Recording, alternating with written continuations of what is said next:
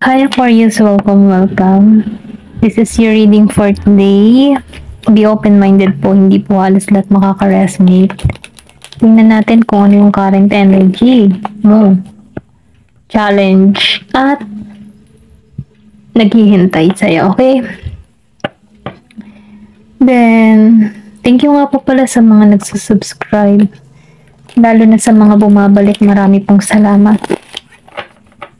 Tingnan natin ngayon kung ano yung mensahe sa'yo. Okay? Give me the message for Aquarius. Ano ba yung mensahe sa'yo? Ano yung current niyan? Current muna tayo. Ano yung nararamdaman mo ngayon? Meron ditong Hierophant upright. Ano yung current energy mo? Meron ka dito the Knight of Cups. Give me the message. Ano yung current energy mo? Ay, sorry, ang dami.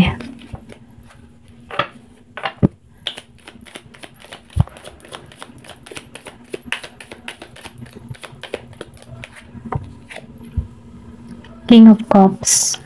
Okay. Give me more information. Ano yung current energy mo?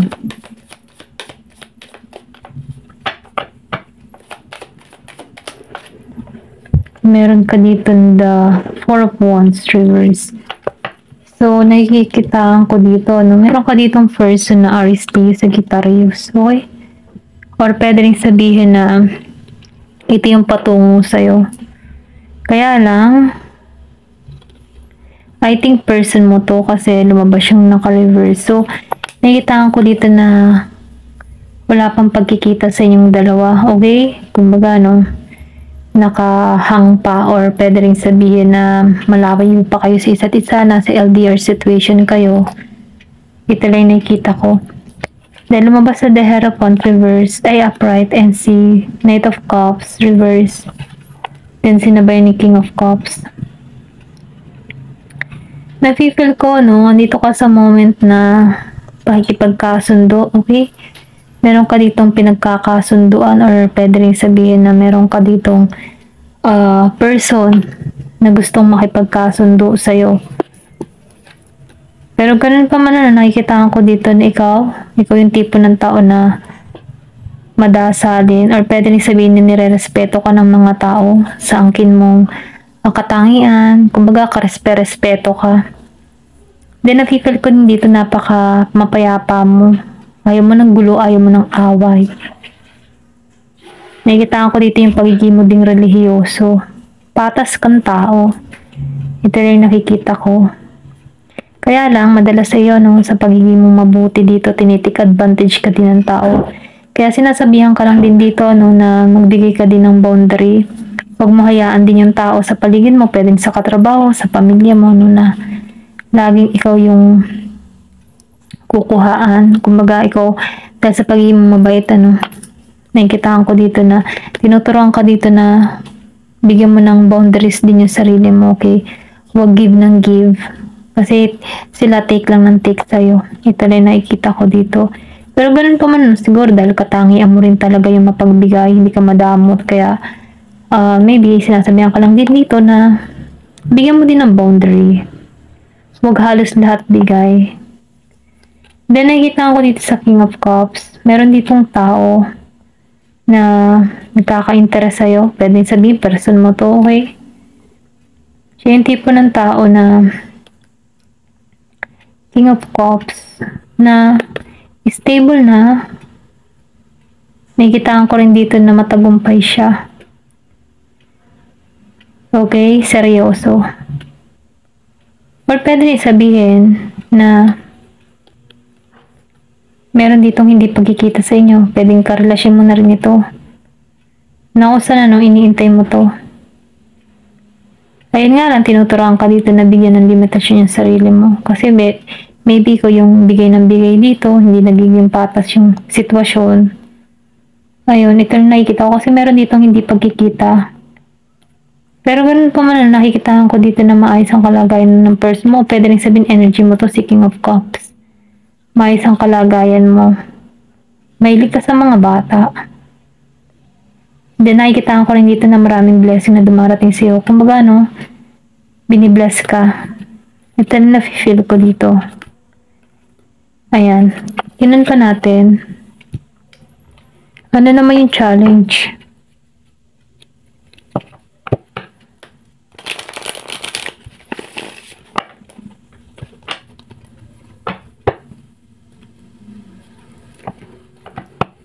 Madalas mo makita ang 11-11, mag-wish ka.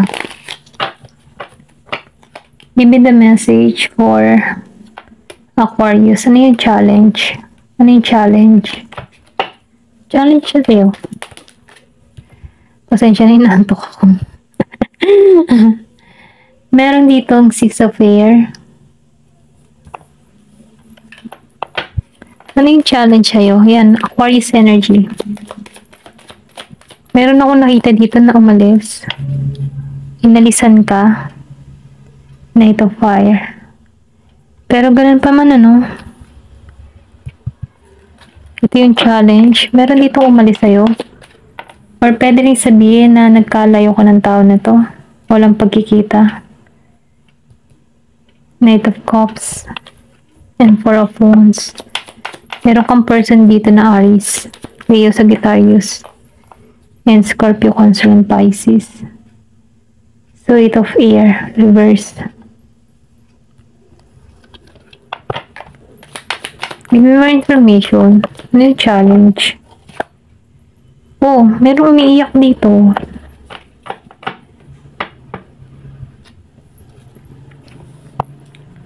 So, nakikita ko dito, tinuturoan ka dito na magkaroon ka ng pagpapahalaga sa sarili mo. Kumbaga, tinuturuan ka dito sa current energy mo na bigyan mong limitasyon yung sarili mo. Huwag kang give ng give. Kasi itong person mo, hindi ka pinagtutuunan ng pansin. Okay? Hindi ka nabibigyan ng attention. Walang pagkikita nagaganap mo.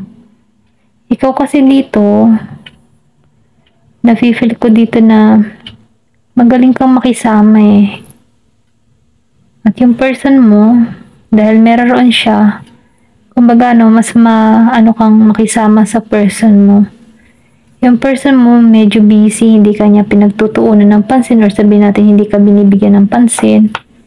Kaya maybe tinuturuan ka dito na makita mo yung halaga mo. Okay? Kasi lumabas si 4 of Air and 8 of Air, Knight of Fire, and 6 of Air. So, sinasabi dito, no, meron ditong inalisan. Okay, meron din ditong binalak. Pwedeng ikaw nag-block or pwedeng ikaw yung binalak. Vice versa, no, meron ditong binalak. Naunsa na itong tao na ito, nalulugmok siya, malungkot. Kumbaga nakikitaan ko dito na hindi nagiging malinaw para sa kanya yung sitwasyon. Pwedeng ikaw to, nararamdaman mo yung lungkot kasi may blockage. Ito yung challenge, tulungan mo yung sarili mo. Ito lang naman yung challenge dito. Tulungan mo yung sarili mo, ibangon mo muli kasi na-fall ka dito eh. Then ito na sa Knight of Fire. Ibalik mo muli yung lakas mo. Sa tingin ko magkakaroon dito ng transformation sa'yo. Malaking pagbabago magaganap sa'yo. Kasi nakita ko dito na lumong ka eh. Then dito sa Knight of Fire, lumalakas ka. Binabawi mo muli yung sarili mo. Kung makikita mo dito, nilalagyan mo ng limitasyon yung sarili mo. Kasi dito nga sa Knight of Cups, wala kang boundary eh. Kumbaga give ka ng give. So ngayon dito, na-realize mo na bigyan pahalaga yung sarili mo. Kakaroon ka dito ng transformation. Kumbaga yung itong experience na naranasan mo or itong current energy mo dito, dito ka papunta sa Knight of Fire. Malalampasan mo to. Magkakaroon ka dito ng passion para sa sarili mo, para ibangon mo muli yung sarili mo. Kakaroon ka ng katatagan kasi nano ka dito eh. Parang iniwan ka sa ere.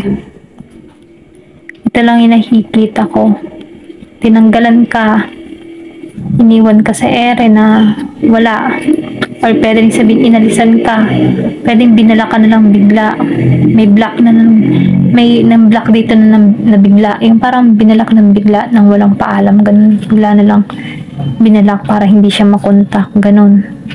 Pero ganun pa man, hindi ka nagpagapi sa emotion na to, no?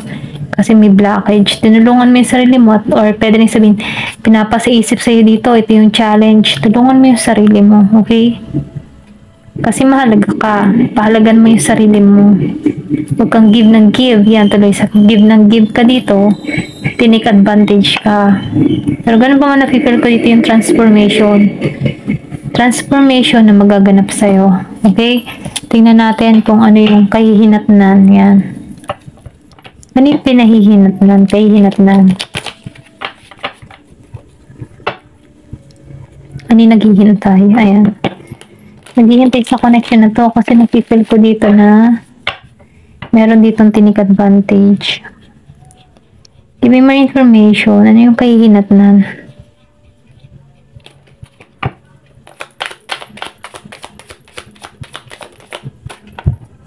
Okay, ito yung kahihinatnan mo, Knight of Cups. Mapoprotektahan mo yung sarili mo. Kasi may hope. Mababawi mo muli yung sarili mo. Pwede kasi nangyari na to or pwede rin sabihin mararanasan mo pa lang to dito sa current energy mo. Pwede sabihin naiisip mo pa lang to, okay? Ikaw nang bahala kung istorya mo to. Hindi halos lahat makaka-resonate, kaya piliin nyo na lamang yung part nyo dito kasi nakikita ko dito, meron ditong binalak. Pero nakabangon muli. Ayan o, si Knight of Cups. Mapoprotektahan mo yung puso mo. Mababalik mo yung harmony mo, kapayapaan mo. Then lalo ka pa magniningning. Kasi nakita mo yung halaga mo eh. Okay? Tingnan pa natin. Give me more information. Ano pa yung naghihintay? Meron ditong Three of Cups. So, nafe-feel ko dito na moving on ka. Okay? Happily single. Or pwede rin sabihin na andito ka sa moment na nakikipag-usap ka sa mga friends mo. Okay? Sinishare mo yung mga nararamdaman mo at tinutulungan ka ng mga friends mo para bumangon. Kasi nga, meron ditong pag-iwan, may paglisan. Or pwede rin nahihirapan ka sa sitwasyon kasi nga malayo kayo sa bawat isa. Umalis siya. Okay? Give me more information. Ano pa yung mensahe? Meron ditong Five of Swords. So, nakita ko dito nga, meron ditong nanakit sa'yo. Okay? Or pwede rin sabihin, nakabangon ka kasi dito. Kaya yung tao na nanakit sa'yo, siya ngayon ang mahihirapan. Okay?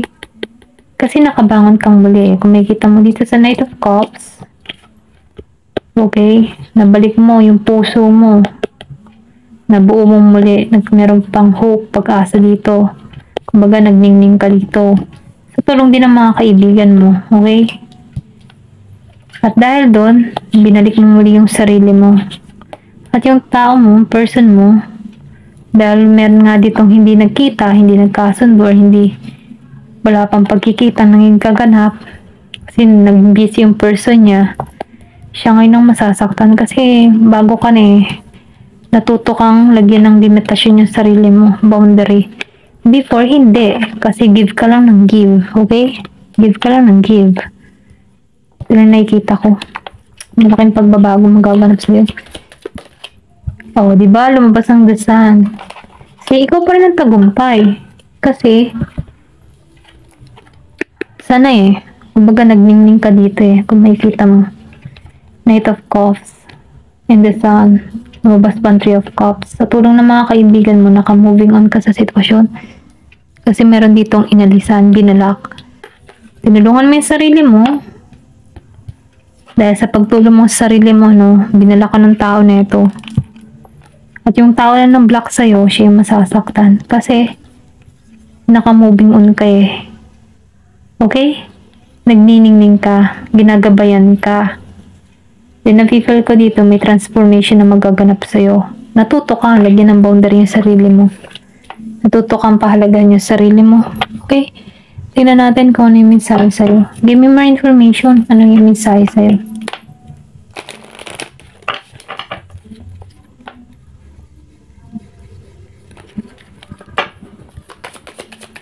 Ayan.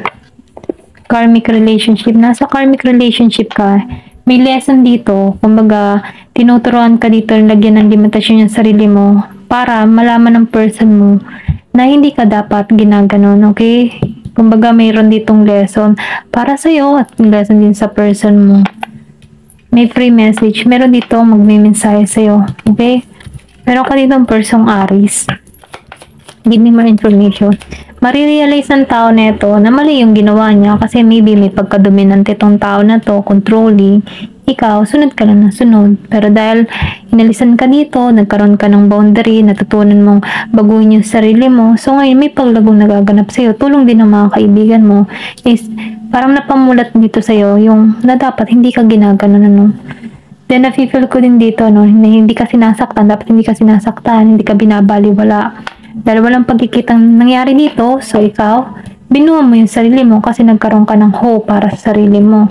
So ngayon ikaw, hanggang tingin ka na lang sa person mo, ngayon yung person mo masasaktan dito in the near future, okay?